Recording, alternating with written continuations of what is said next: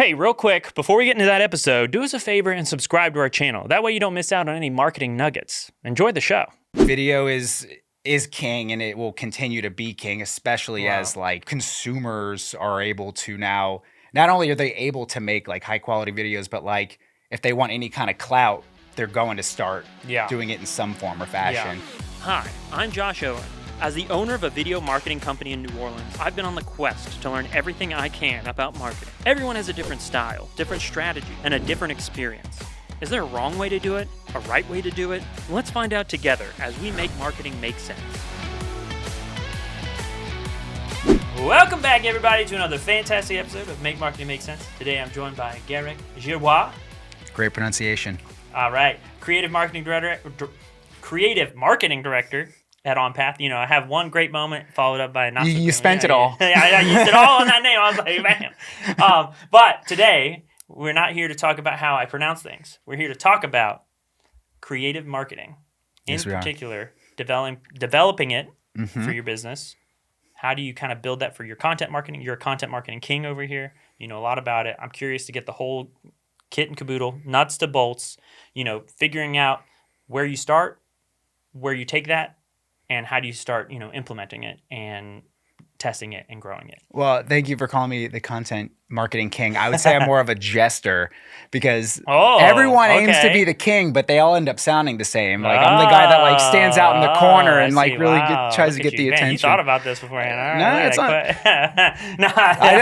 Hey, you did it off the cuff, man. Yeah, I said jester energy. Jester, that's you got that. You just are that jester. I love it. Dog in me. Yeah, that's awesome. Well, anyway, you know, speaking on it, so you know. How can businesses figure out first? I mean, the starting point is always, you know, building an audience for your content. You know, you've been content marketing for a long time. How do you really figure out that audience? So I've done marketing and content for like most of my career, B2B. That's tough. Yeah.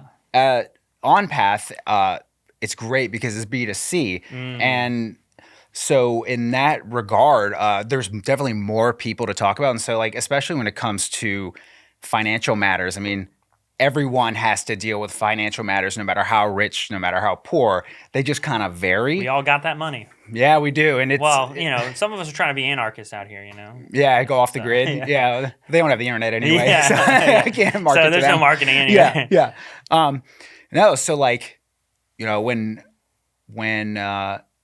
a marketer is brought onto a team like that audience technically already exists, especially in this day and age. Like, you know, if we're talking 10 years ago, it's like, hey, let's establish a social media presence. I would imagine that most businesses by now have at least like a page set up or something. Yeah. But yeah, I mean, in terms of like getting, like there will be a following regardless, but the quality I find will dictate like how engaged they are and how much that content is getting shared. Right. Well, and I mean, you know, a big part of that quality, like you're saying, is knowing that audience. And it's like, you know, when you come into it, having the audience kind of pre-built in some cases, because they're, you know, it is B2B in what you're doing at OnPath now. But you know, I'm curious, you know, is there ways of really how well, in your opinion, should people know their audience? Well, they should know them. They should know them well enough to have a job at the place that is helping that audience, right? Yeah. And so, like, one of the interesting things that really actually gave me a leg up when I started at the credit union was I came from a marketing background. I came from an agency, so it was like helping different businesses. Well, when I came to OnPath, it was a case where I didn't really know that much about what a credit union was, or even really like there were a lot of financial products that, like, you know, 5 years later, I'm like, oh, okay, yeah, I know I could explain any of those, but at the time I'm just like, what is that and why would I want it? Yeah. But like that helped because there's this thing I always see where and there's a book that was made in the mid-aughts called Made to Stick, where they talk about the knowledge curse, where it's like the more you know something, the harder it is to talk to someone about it who doesn't know about it. And so I didn't come in with that curse. I was like, I had genuine questions that like a consumer would have. And so I was able to, which helped open the eyes of some people who maybe hadn't thought of that in a while. But those were, I mean, that was kind of the direction I went in, where I'm like, I don't know what a share certificate is or why, like what situation would even constitute me like looking into that. And so like once I learned that, I mean, that's like, boom, right there, content. Like when should you get a share certificate and why? And from there, I don't even know what that is. Right. Like I learned about the product through creating the content, which is like, honestly, like that's how I learned. I just like get all up in it, and you know, it's like if I can't explain it, I don't know it. Yeah, that's interesting, because it's like, well, I mean, you started off. I mean, when you started off talking about all of this too, it was like, you know, everybody has finances, everybody has money, but that's a lot of people now. And it's like, when you're talking about audience, like, are you segmenting these people in different buckets? Like, what is your strategy about like figuring out how to like really keep, you know, track of the content you're promoting and making sure the content you promote does well in, you know, when you're speaking to the right person? I mean, some really we definitely, it's a little, there's a lot of answers to that question. Like we definitely have different audiences, right? There are some products that really only make sense for a certain audience, right? Like I mean, for some of our deposits, right, you would have to have a certain amount of money to, like, there's like a minimum balance, right? And so that immediately kind of eliminates people who can't part with that money. That doesn't mean it's a bad product. It just means it's a very like specific one. But like when it comes to figuring out what content resonates, I try not to disable us by thinking too much about like who, and more about like the problem that it's solving. And so that way I'm not having to like look at certain groups and saying like, you need this. I could just start like, you know, like who's living paycheck to paycheck. And then it's like when people come there, and, you know, you just like, honestly, it's kind of like fishing at first, where you're putting the content out there. And then once people start gravitating to that, you're like, okay, so like, People are searching for this, right? This is and then you can start to make a video about it, and a lot of it really is kind of just like fishing at the beginning. Yeah, I mean, that's what I guess, like, that's what I, where I was kind of thinking about going next too, is like when you're starting to build content to direct to an audience, like how do you know what content to kind of make, you know what's going on in your mind. And so is it kind of like you're kind of putting out testers, and then from there, from the tests, you kind of expand on it, or what's your strategy? Yeah, and it's a mix. Like, and here's like the thing that I just really am trying hard not to forget, and it honestly is kind of hard to forget, and the fact that like I'm like the service we provide to people is not the service that I provide to my company. And so it's almost like I can try to figure out like what topics and like what messaging resonates with people, but in terms of like the actual problems, they're stating them every day to the folks that I work with, the lenders, the like our really just like any lending team. Yeah. Like the tellers, like, hey, what question do you get asked the most? Anytime I ask that question, I get flooded. Like, here are the top 10 questions I get a ton. A lot of times they'll be like, hey, like people keep asking me about this. Do we have any content about this? And so we end up like making tutorials and stuff like that. And so I mean, it really does start with understanding. Like, you can understand an audience by knowing what their feedback. Yep, but knowing their feedback, knowing what they strive for, what they struggle with, what questions they have, and like what they want out of a relationship with a financial institution. Yeah, have you done that at all with like content that you've created, as far as like trying to get feedback through content at all, or is it mostly through like, I guess, what's your strategy for getting feedback? Yeah, we well, I mean, a lot of times it's going to be the click-throughs. We look at the click-throughs. Oh, yeah, okay. We do dangle some feedback. It's hard because, well, a lot of times we set up the journey beforehand. So, right, exactly. You know what I mean? So like the proof is in the pudding. If it's like, hey, like what are you trying to do? Like, I'm trying to get a house. in what time? Like in this amount of time. Yeah. It's like, great, here's your ebook, you know? And they've already like qualified as like, I'm interested, I'm doing research, and so it's primed. like you're kind of building that up that way. Is there too, when you're looking at it, I guess as well, you know, how do you know when you're actually making the content? Like obviously you know you need to touch on this tutorial or whatever. How do you know, like, what dictates to you the way that you want to start to create the content and the type of, like, is it user generated feel? Is it this feel? Like, what goes into your decision making process to developing the type of content that you make to address the problem that you see? I think first and foremost, it has to be like entertaining or enlightening. People aren't always like looking for a manual, and honestly, that's my biggest gripe about AI is like, I think it's great. It's great in like shaping what direction you go, but when you just really like let it loose, it's not that like good at making content. Like the word counts there, but like that's not what we do.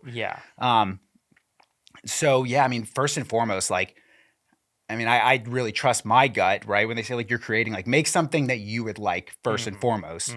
And so the fact that I typically don't even write about stuff I'm not, or like create content for stuff that I'm not interested in, or concepts that aren't like interesting to me.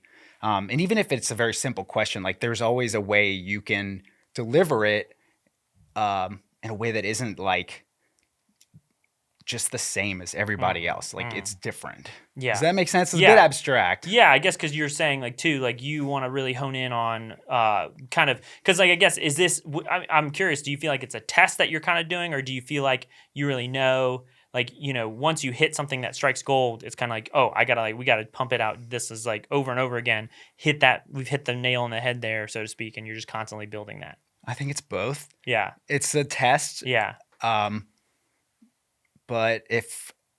But like when we do it enough, you start to like inherently learn like what people gravitate toward. And so it's like, it's all guessing. Like we're all guessing every day, but they're informed guesses. Yeah. And so like, you know, if I guess that this will work and it does work, does that mean that I guessed? Yeah. You know? Like, well, and because that's the curious thing about it too, is you mentioned earlier how you're kind of seeing the click-through rates and seeing that, you know, how do you let that inform you on what more to like really go towards and utilize and develop for your marketing strategy? Yeah. So the metrics we look at, the click-through rate is like, we've won if we get the click-through. Yeah. I guess try to make the path as simple as possible. We don't want them to have to click 5 times to get to where we ideally want them to go. But like we look at, first off, people who are clicking through to the content, time spent. So like thinking about blogs, like one of the big feathers that I held in my cap was that like people would spend 7 minutes like on average on the page, which I'm like, okay, so like people are reading this all the way through. Like, the headlines are bringing them in, but the content is making them like they're getting something out of it. And then any sort of link clicks from there is like, boom. Like we did it. Like I'm doing my job right. You know, that's the thing at the end of the day. You're like, hey, that tunnel, all right, passing along. So that's great. And that's something we always talk about. Like, we want to respect the audience, but we also like the content it bridges the gap between like them kind of like going about their day and their curiosities and like landing on our website to take an actual action toward like something in their financial future. Yeah. Well, that's interesting. I mean, you mentioned blogs, like just out of curiosity, do you feel like blogs are still popping, or like, you think they're still viable comparatively? I mean, I feel like they were like all the rage back in the day, but you know, a little more video content, stuff like that. Podcasts. I think, blogs are quick wins. Blogs. I mean, if the numbers don't lie, like they have dropped some, honestly, but they were huge. We hit our peak during the pandemic. Oh, really? Like, oh my gosh. Oh, yeah, because content during the pandemic, I got kind of scared. I was like, oh no, it's like there's an election and there's a pandemic. And it was just like, no. Yeah, people were just sitting like, home looking for things. I was like, okay. Take it all. Take it all. You're scaring me. Like, watch the hands. Yeah. But no, I mean, like, Yeah, there's definitely people that are there reading blogs. Gotcha. Personally, I prefer. I suspect video performs better. It's just so much easier to like consume. ROI wise. Yeah, like I wrote an article about like the effectiveness of video. Like back in this would have been like 2017 probably. Wow. And it was like old days. Yeah, it was like here is how like people. You don't have to think as much when you're watching a video, and yet the retention is like you almost retain it more than if you're reading it. Just because of like the short, I don't necessarily know the like brain science behind it, but the only issue is that there's more. There are ways you can crank out a bunch of videos fast, but it takes a very like focused effort from like an execution standpoint. Yeah, you almost have to go in there with a plan. Yeah, and so. But I think we're definitely leaning that way, and like video is king, and it will continue to be king, especially as like consumers are able to now. Not only are they able to make like high quality videos, but like if they want any kind of clout, they're going to start doing it in some form or fashion. Yeah, for sure. Yeah. So it's really accessible right now, both to like the creator and the consumer. Yeah, I mean, I guess like. If you were to sum it up, is there, I mean, I know we talk about video, I know we talk about audience, but, in general, building that pipeline from like audience to really engaging with them, what would be some of your tips to other marketers out there looking to really kind of like bolster their strategies to making sure they really hone in on an audience and create the right content for them? Do you have any kind of like quick tips off the top of your head? Yeah. So one thing that, I've always struggled with because I love the creative process. It's like I'm always kind of looking for like what am I creating next? Ooh, but okay. And like I can admit like this is where I fall short is like once the content is made, like that's not the finish line. You have to figure out how to deliver it. So like where a marketer could really succeed is like once they create that content, they know it's good. Like figuring out, like just sitting with it and like delivering it different ways at different times. And it's so strange because like when you're creating the content, you're in it, you're thinking about it, and you're meeting about it. Like by the time you're done with that and you hit like export, you're just like, okay, like I've said all I want to say about that. But like if you just like put it out there once, like some people are going to see it, but chances are like it's only going to be a small fraction of your audience. And so like ideally you want to set up systems, whether it's like a targeted email, whether you want to like get maybe, have a partner share, have your, have like little micro influencers within your organization, share it on their personal pages. You just want to get it out there like as much as possible. I'm not even talking about like paying ads or anything, but like the distribution is a really important part. And, honestly, that's kind of like where my focus is now that we know that like the content we make works, Yeah, you're like completely honed in on like making sure it gets to the right home and make sure people see it. Exactly. So you're really big proponent of repurposing that content and putting it out in multiple fashions. It really is the way to like work smarter, not harder. Yeah. You get more out of it. Right. And my boss has done she's really like helped me kind of like, wow. It honestly, I'm like, because I'm very like I like the process, like I mentioned, I'm very like driven. Yeah. And I'm like, okay, like here's my like big idea. And she's like, cool, like we can only use that once. This is for one event that is for this year only. Like how can we put that energy towards something that like feeds us for a year or multiple years? Right. Interesting. Yeah. So like evergreen content. Yeah. Gotcha. Yeah. I mean, I think that's good too. I mean, my thing too is like I do like. I think there is something to be said about whatever it is that you're doing. As long as you're doing it creative, you're doing it interesting, people will come. So, and that's what you guys. As long as I'm having fun. Yeah, as long as you're having fun. Yeah. Well, we've been having fun, so much fun that you got to tell everybody where to find you on the internet and where to find OnPath. You can find me on LinkedIn. My name is Garick Giroir. I don't know if y'all put the names on the screen. Giroir. And you can find OnPath at beonpath.org. Nice. Well, you should go check it out. We've had a great time, and we'll see you all on the next one. Thanks for tuning into the show. If you haven't already, go ahead and hit that subscribe button. This episode of Make Marketing Make Sense is brought to you by Comfystone. If your business needs organic social media video content, video ads, or video podcasting, hit up Comfystone at comfystone.com and follow Comfystone on Instagram and TikTok. Until next time, this is Make Marketing Make Sense.